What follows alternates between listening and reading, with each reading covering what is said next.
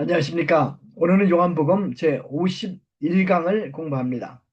요한복음 51강은 요한복음 18장 12절에서 27절까지입니다. 요절 말씀은 27절. 베드로가 또 부인하니 닭이 울더라. 오늘 설교 제목은 누구를 위하여 닭은 우는가입니다. 여러 나라 국가나 지방 문장 속에서 우리는 수탉을 종종 복원 합니다. 닭은 일반적으로 용기와 자유를 상징하기 때문입니다. 새벽에 닭이 울음으로 어둠은 물러가고 새벽이 시작이 됩니다. 우리가 유럽 여행을 하면 개신교 교회 첨탑 위에 닭이 세워져 있는 것을 봅니다. 교회 첨탑 위에 수탉은 완전히 실패했던 베드로에게 중요한 메시지를 전한 상징입니다. 그리고 그 첨탑의 수탉은 지금도 우리에게 똑같은 메시지를 전하고 있습니다. 여러분, 베드로의 이야기가 바로 우리의 이야기인 것을 아십니까? 예수님을 절대 실망시키지 않겠다 굳게 우리는 결심합니다. 그러나 우리는 얼마나 자주 넘어지고 또 주님을 부인하고 또 실패를 합니까? 우리 모두는 정도 차이는 있습니다. 그러나 다 실패한 베드로들입니다. 자, 그러면 우리 오늘 함께 베드로 형님을 만나러 가겠습니다. 1파트, 베드로는 용기 있는 사나이입니다. 12절에서 16절까지입니다. 베드로를 잘 이해하기 위해서 우리는 먼저 누가복음 22장 31절에서 34절에 기록된 예수님과 베드로의 대화를 살펴보아야 합니다. 예수님이 먼저 말씀하십니다. 시몬아 시몬아, 사단이 밀가부로 타려고 너희를 청구하였다. 그러나 내가 너희를 위하여 내 믿음이 떨어지지 않기를 기도하였나니 내가 돌이킨 후에 내 형제들을 굳게 하거라. 베드로가 말합니다. 주님, 무슨 말도 안 되는 말씀을 하십니까? 저는 주님과 함께 감옥에도 죽는데도 가기를 각오하였나이다. 아멘. 그러자 예수님이 부드러운 음성으로 말씀하십니다. 오늘 닭이 울기 전에 내가 3번 나를 모른다고 할 것이다. 베드로가 이때 했던 말은 결코 빈말이 아니었습니다. 로마 군사들과 성전 하속들이 예수님을 잡으러 옵니다. 그러자 베드로가 칼을 빼앗아 예수님을 지키고자 합니다.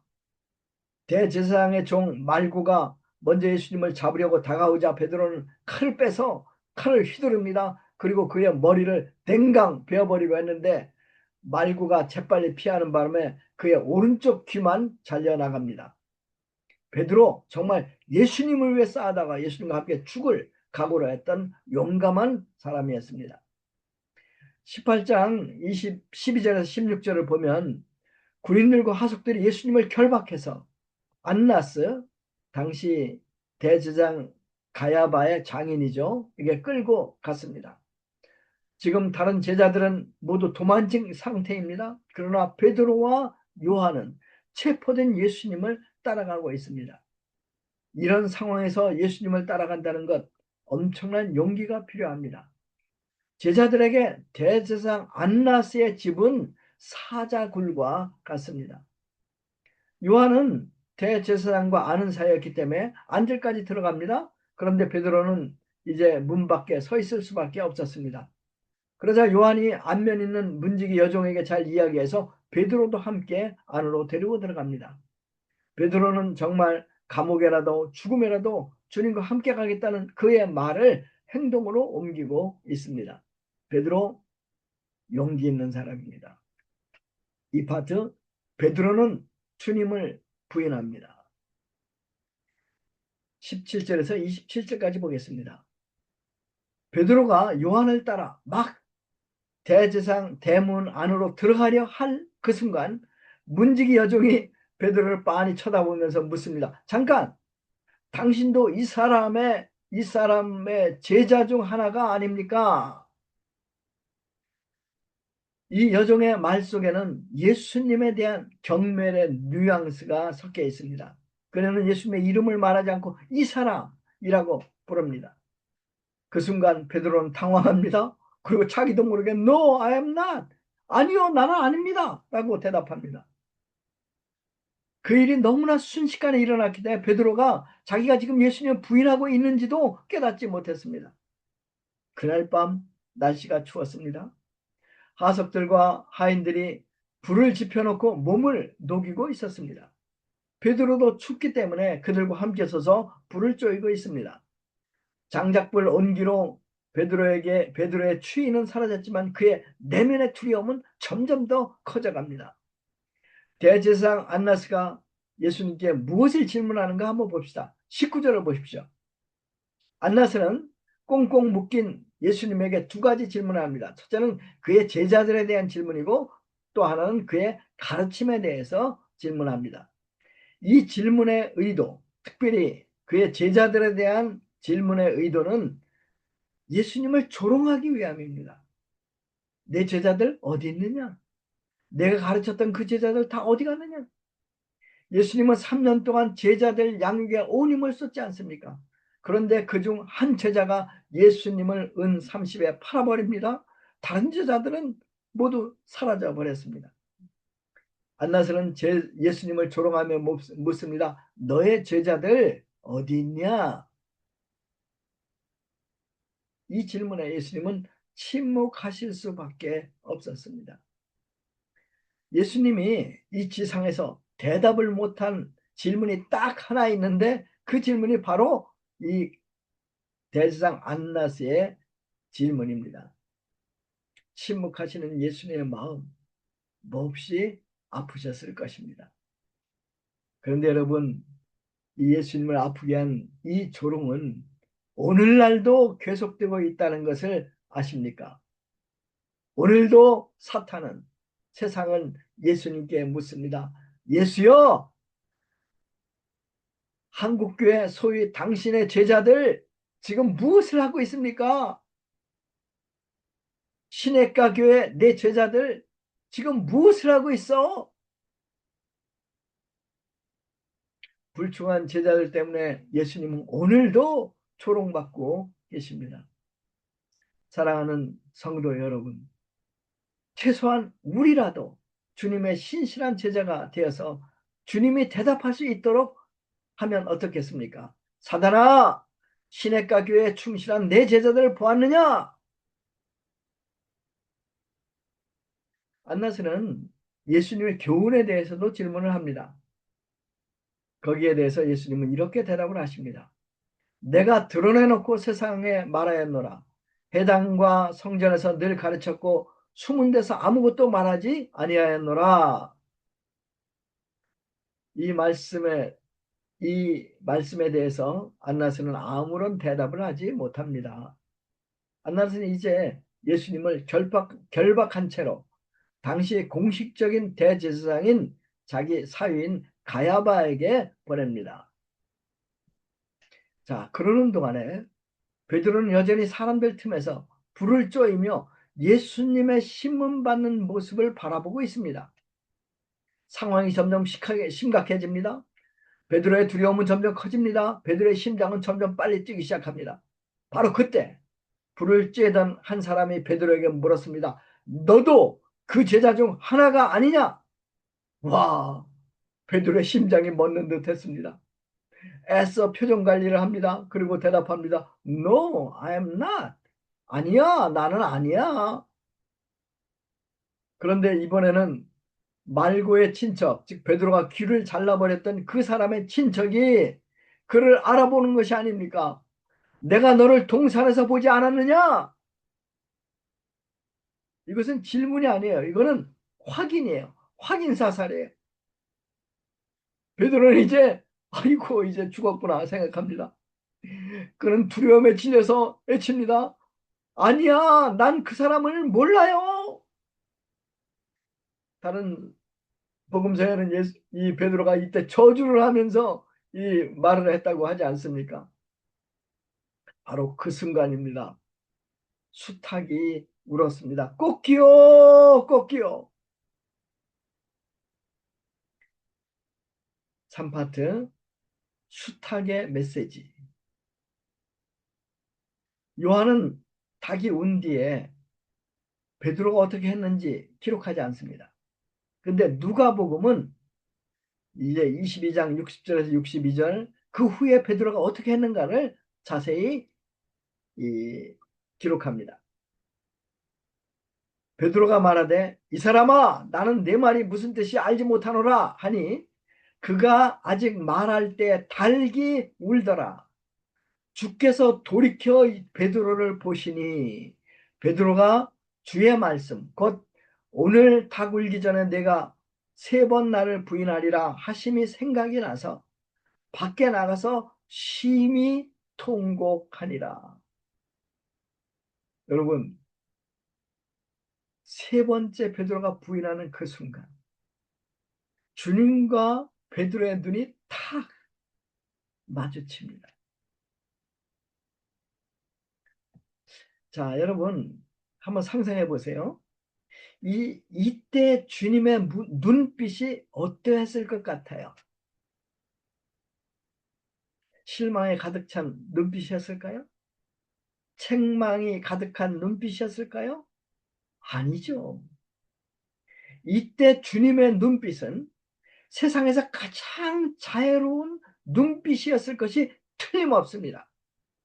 실망보다 사랑, 책망보다 모든 용서가 담긴 그런 눈빛을 주님은 베드로에게 보내셨을 것입니다. 베드로는 그 자리를 떠나 밖에 나가서 주님의 말씀을 기억하고 통곡합니다. 자, 베드로의 통곡의 의미가 무엇일까요? 바로 베드로가 통곡하며 깨달은 것, 그것이 바로 수탉이 전하는 메시지입니다. 그것은 4가지입니다. 자, 우리 수탉의 메시지를 살펴보겠습니다. 첫 번째 메시지가 무엇일까요? 그것은 주님의 말씀은 결코 땅에 떨어지지 않는다 일 것입니다. 닭이 울자 베드로는 닭이 울기 전에 내가 나를 3번 부인하리라는 주님의 말씀을 기억합니다. 주님이 이 말씀을 할 때 베드로는 물론이고 다른 제자들도 절대 그럴 리가 없다 생각을 합니다. 그런데 주님의 말씀 그대로 이루어지지 않습니까? 주님이 하신 모든 말씀은 반드시 이루어집니다. 주님께서 우리에게 그런 말씀 하셨잖아요. 내가 가서 처소를 예비하면 다시 와서 너희들을 내가 있는 곳으로 인도하겠다. 이거 말씀하시죠. 이 말씀도 반드시 이루어질 것입니다. 언젠가 주님께서 오셔서 우리를 데려가실 것입니다. 그리고 예수님이 계신 곳에 우리는 새 몸을 가지고 영원히 살 수 있을 것입니다. 두 번째 메시지, 진리가 너희를 자유롭게 하리라는 메시지라고 저는 생각합니다. 베드로가 왜 두려움의 종이 되어서 결국 주님을 배반할 수밖에 없었을까요? 그것은 베드로가 진리를 알지 못했기 때문입니다. 최후의 만찬에서 베드로가 묻습니다. 주여 어디로 가시나이까? 예수님 대답하십니다.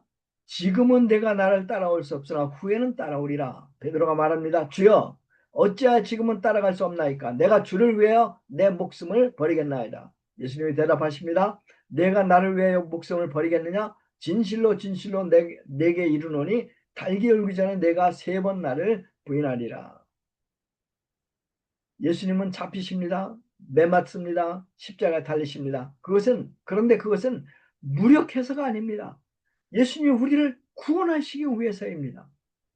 주님의 죽음, 주님의 부활, 이것은 우리를 죄로부터 구원하고 죽음으로부터 구원하고 우리에게 영원한 생명을 주시기 위함입니다. 베드로는 이 진리를 몰랐습니다. 결국 이 진리를 몰라서 두려움의 종이 되고 맙니다. 그렇습니다. 진리를 아는 자는 참된 자유를 누립니다. 이것이 수탉의 두 번째 메시지입니다. 세 번째 메시지는 불장난하는 자는 반드시 손을 대게 된다. 한국 속담을 빌리면 불장난하는 자는 밤에 오줌을 싼다. 18절 한번 보겠습니다. 하속들과 종들이 추워서 숯불을 피우고 서서 쬐니 그러나 베드로도 함께 서서 불을 쬐더라. 그 그러나가 원문에 들어있어요. 이제 그 25절. 그러나 시몬 베드로가 서서 불을 쬐고 있더라. 사람들이 말하되 너도 그 제자 중 하나가 아니냐. 원어 성경에 보면 18절과 25절에 대, 그러나 요 말이 들어가 있어요. 요한은 복음서를 집필하면서 요 그러나라는 접속사를 두 번이나 강조해서 집어넣습니다. 왜 그랬을까요? 그것은 요한의 생각에 베드로는 그 자리에 있지 말아야 했었다라는 것을 말해 주는 것입니다. 요한도 안나스 집에 있었어요. 그런데 그는 불가에 서 있지 않지 않습니까? 그런데 베드로는 주님을 부인했고 요한은 그렇지 않았어요. 그 차이가 무엇이에요? 그 차이는 요한은 불가에 있지 않았고 베드로는 적들 틈에서 불을 쬐고 있었다는 것입니다. 그 불은 유혹의 불이요 타협의 불이었습니다. 그래서 요한은 그러나 대라는 접속사로 말을 합니다. 누구든지 불장난을 하면 손을 대게 된다. 한국 속담에 누구든지 불장난을 하면 밤에 오줌을 싼다. 그래서 예수님은 제자들에게 기도하라고 주기도문에서 이렇게 가르치지 않습니까? 우리를 시험에 들지 말게 하옵시고 다만 악에서 구하옵소서. 네 번째 메시지, 제일 중요한 메시지예요. 주님은 이미 너의 죄를 아시고 너의 실패를 아시고 너를 위해 기도하신다. 누가복음 22장 31절 32절 말씀, 주님이 하신 말씀 한번 보겠습니다. 시몬아 시몬아 사단이 밀가부로 타려고 너희를 청구하였다. 그러나 내가 너를 위하여 내 믿음이 떨어지지 않기를 기도하였나니 내가 돌이킨 후에 내 형제를 굳게 하라. 무슨 말이에요? 주님은 베드로의 실패를 이미 알고 계셨어요. 그가 부인할 것도 알고 계셨어요. 그가 울게 될 것도 알고 있으셨어요. 그래서 그를 위해 기도하셨습니다. 베드로의 부인은 로마 병사들의 채찍보다도 더 주님을 아프게 했을 것입니다. 그러나 예수님의 사랑 변하지 않습니다. 주님의 기도 곧 선행적인 용서의 표시요 변함없는 사랑의 증거였습니다. 세 번째, 부인의 순간에, 가장 위기의 순간에 주님은 베드로와 눈을 마주쳐 주십니다. 그리고 사랑과 용서의 시선을 보내주십니다. 결국 베드로는 회개하고 그 후에 많은 형제자매들을 믿음으로 굳게 세우게 됩니다. 요한복음 마지막 장을 보십시오. 예수님은 베드로에게 말씀하십니다. 내 양을 먹이라. 주님은 실패한 베드로에게 당신의 피로 산 양떼들을 맡기십니다. 은혜의 직분을 다시 맡기시는 것이 아닙니까? 우리 모두 정도의 차이는 있습니다. 그러나 다 실패한 베드로들입니다. 그러나 우리 주님은 우리의 실패를 미리 아십니다. 우리를 택하셨습니다. 우리를 당신의 핏값으로 완전한 용서함, 제사함을 주셨습니다. 그리고 지금도 우리를 위해서 기도하고 계십니다. 그렇습니다. 그래서 우리는 절망할 필요가 없습니다. 우리가 넘어지는 순간 슬퍼하지 말고 우리는 이 수탉이 외치고 있는 그 메시지를 들으십시오. 새벽마다 지구 곳곳에 어두운 밤이 물러가는 새벽마다 수탉들이 외치고 있지 않습니까? 뭐라고 외칩니까? 이렇게 외칩니다. 머리를 들어라, 낙심한 자여. 주님은 이미 너의 실패를 아시고도 너를 절대적으로 사랑하신다. 내 죄는 이미 용서되었다. 주님은 지금도 너를 위해 기도하고 계신다. 너는 다시 일어나서 다른 사람들을 믿음으로 굳게 할지어다. 꺾기요, 꺾기요. 아멘.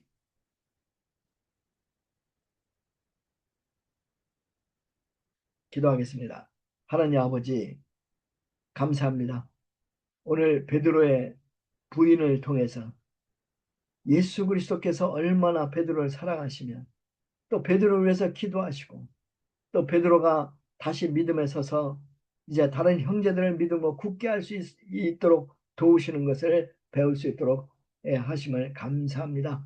저희들도 늘 예수님의 사랑을 기억하고 이제 이 수탁의 메시지를 생각하며 절망에서 일어나서 믿음으로 일어서서 믿음으로 형제자매들을 굳게 할 수 있도록 도와주십시오. 감사합니다. 예수님의 이름으로 기도했습니다. 아멘.